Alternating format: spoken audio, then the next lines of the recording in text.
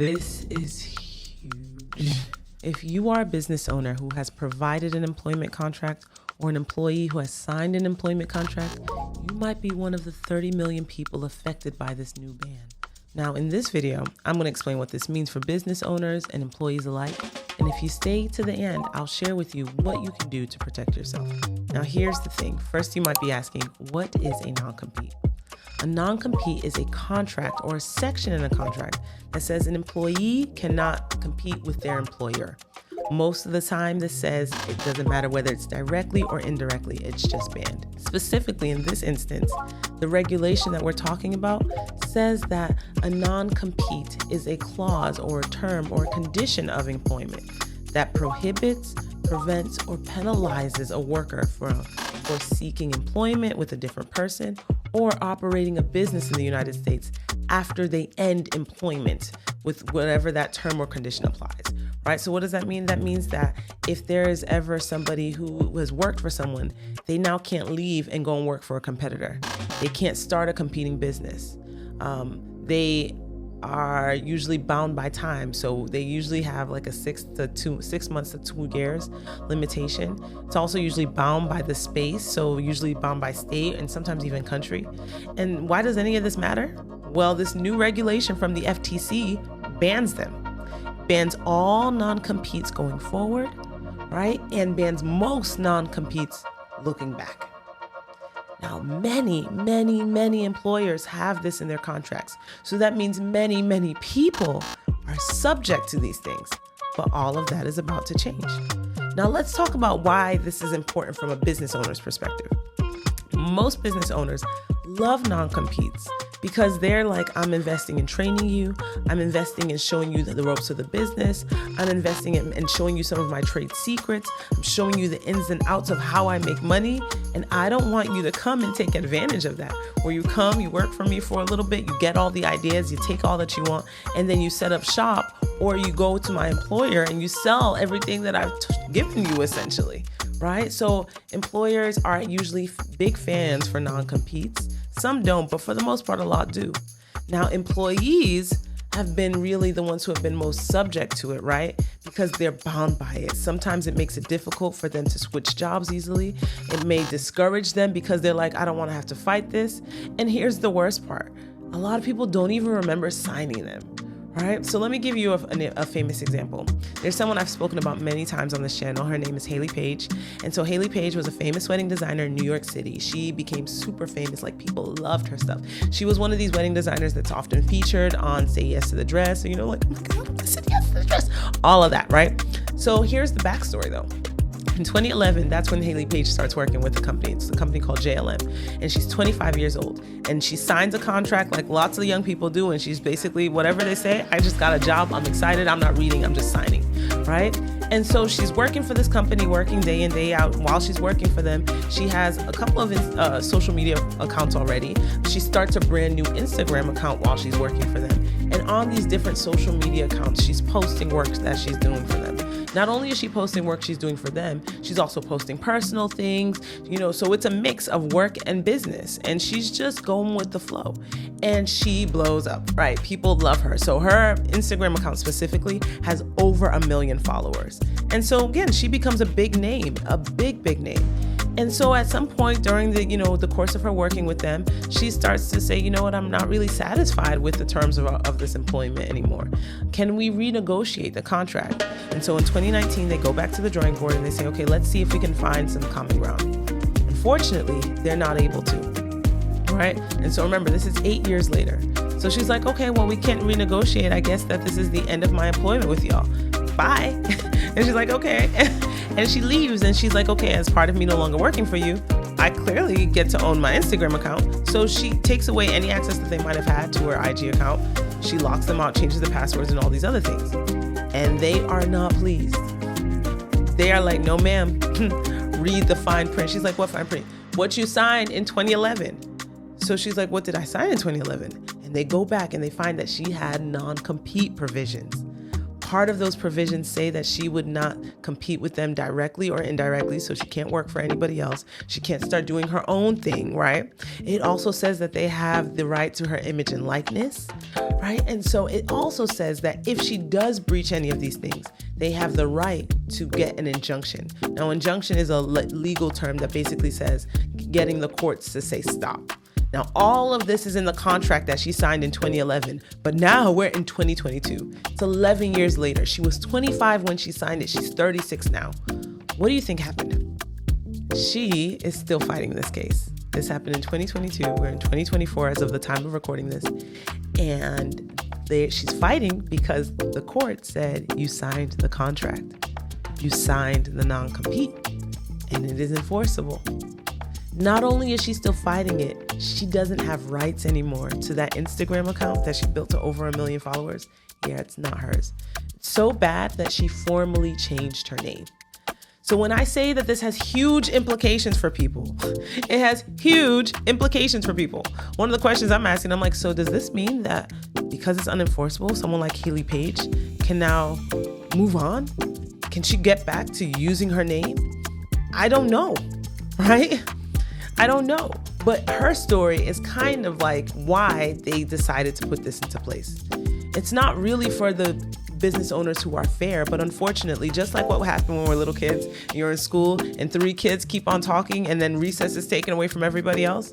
That's what's happening here. Not every business owner has abused the practice of a non-compete, but enough have, and the FTC is saying they want to crack down. They said this is an unfair way to suppress competition. They're saying business owners who overly rely on non-competes are not competing on the merits of having a good business. They're competing based off of oppressing other people.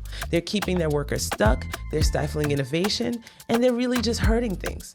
Now, I personally have had friends and family members who have been victims to oppressive non-competes, so I totally understand. And I've had clients and colleagues who have built up businesses, who have brought people in, who have trained people, and who have suffered the consequences of well-trained employers or employees leaving with all the things that they've invested into them. So it's a really complex situation. There are significant implications on all sides. Now, there are a few things that I want you to understand about the way this particular ban works. It's specifically saying that all new non-competition agreements or non-compete clauses are banned. All, everyone going forward. Going backwards, it's saying all except those for senior executives. And they provide a very specific description or definition for senior executive. They say senior executives are workers that are earning more than $151,164 annually, right? So let's just say $151,000 annually, and who are in policy making positions. Those are senior executives. And so if you have a non-compete that has been signed with a senior executive, somebody who fits that criteria from the past, that is still enforceable. Overall, they're also saying that employers need to provide different workers, current and former, who have existing non-competes, right, that they are no longer enforceable. So they're like, yeah, call all your friends, call your former clients. It's like, it feels like it's saying like call your exes, but call the people who used to work for you, right? And tell all the people who work for you now that this is no longer allowed. Now, here's some things I also want you to know, right? Because it's like, oh my gosh, what do we do? What do we do? What do we do? Now, even though I'm saying all this now, later, it is not yet settled. And it's not settled yet for a few different reasons. It's not settled, number one, because the way these regulations work is that it's 120 days after this has been published officially. And that hasn't happened. They've made the announcement, they voted, but they haven't publicly published this specific ruling. And so once that date starts, whatever day that is, it's going to be 120 days after that it's going to go into enforcement. So that's one reason why this is not quite settled. The second reason is because there are a lot of business owners who are not happy about this. And there's the argument, I think it's a valid argument, that there's something that we call overreaching happening. What does that mean? Well, remember how when we were in school, they taught us about the different parts of government and checks and balances. And, you have your judicial branch, your executive branch, and your legislative branch, and they all have checks and balances. Well, they're saying that this thing that happened, this rule that they made, is overstepping into somebody else's territory, and that this violates the checks and balances that have been in place. Violates it with regards to the division between the executive, legislative, and judicial branches of government. But they're also saying that it violates, or some people are arguing that it also violates the difference between federal rules and state rules, because states have been enforcing or been making rules about non-competes for a long time. So it's like, wait, feds, how are you going to come in here and now try to enforce this? It's not in your, what we call, jurisdiction.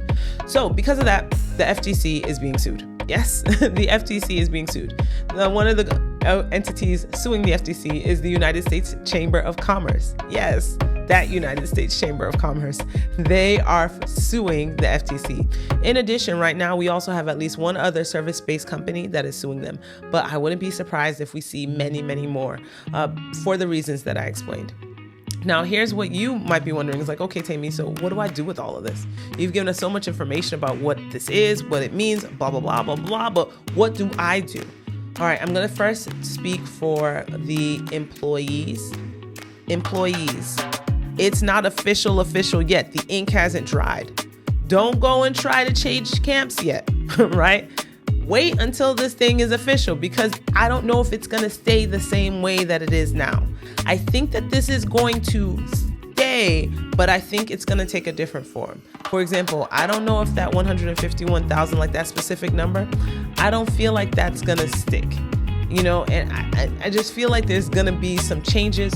So again, if you're an employee, I would not make any changes to my camp. I would not try and do anything if I'm at risk of violating a non-compete that I could get sued for, okay? That's what I would say to employees. Now, for business owners and employers, this is what you can do to protect yourself. The first thing is you can review your contracts, right? Review your contracts and see what you have in place with all your employees. Decide, because here's one thing I will say. Lower level employees, and I don't mean that in a derogatory sense, I'm saying non-senior executives, non-policy making individuals, right? Those non-competes, I'm fairly certain are going to stay, because that's been the trend that they've been moving towards. I believe that those are definitely going to remain in place, where it's going to, that ban, I'm fairly certain that ban is going to remain in place for these non-senior, non-leadership positions. So you want to go back and review your contracts and see, are there places where I need to just nix this and, being proactive?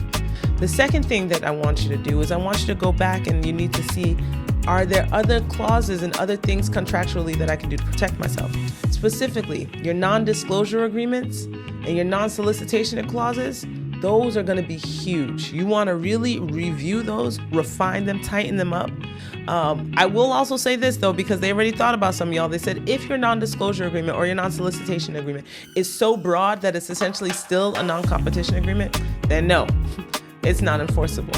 But that doesn't mean that doesn't take out the heart of those portions or those provisions. Because a non-disclosure agreement that's well written, that's narrowly tailored so it specifically identifies what that confidential information is, or non-solicitation agreements that are bound by time, bound by scope, that are not overly broad, they still work. Okay, so consider that. The other thing that I want to say, and I've had this conversation with lawyer friends of mine, is create the best possible working environment.